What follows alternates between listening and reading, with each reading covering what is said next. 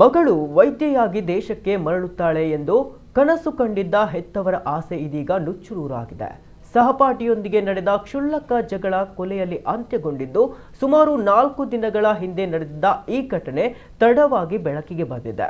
ಉಜ್ಬೇಕಿಸ್ತಾನದ ವೈದ್ಯಕೀಯ ಕಾಲೇಜಿನ ಹಾಸ್ಟೆಲ್ನಲ್ಲಿ ವಿದ್ಯಾರ್ಥಿನಿ ಸವರಿಯಾ ಹಾಗೂ ಆರೋಪಿ ಸದರುಲ್ ಅನಾಮ್ ನಡುವೆ ವೈಯಕ್ತಿಕ ವಿಚಾರಕ್ಕೆ ಸಂಬಂಧಿಸಿದಂತೆ ತೀವ್ರ ವಾಗ್ವಾದ ನಡೆದಿತ್ತು. ಮಾತಿನ ಚಕಮಕಿ ತಾರಕಕ್ಕೇರಿದ್ದು ಈ ವೇಳೆ ಅಲ್ಲೇ ಇದ್ದ ಲ್ಯಾಪ್ಟಾಪ್ ಅನ್ನ ಎತ್ತಿ ಸವರಿಯಾ ಅವರ ತಲೆಗೆ ಆರೋಪಿ ಬಲವಾಗಿ ಹೊಡೆದಿದ್ದಾನೆ ಎನ್ನಲಾಗಿದೆ.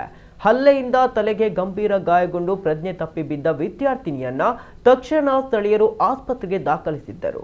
ಆದರೆ ಮೆದುಳಿನಲ್ಲಿ ತೀವ್ರ ರಕ್ತಸ್ರಾವ ಉಂಟಾದ ಪರಿಣಾಮ ಚಿಕಿತ್ಸೆ ಫಲಕಾರಿಯಾಗದೆ ಆಕೆ ಮೃತಪಟ್ಟಿದ್ದಾಳೆ.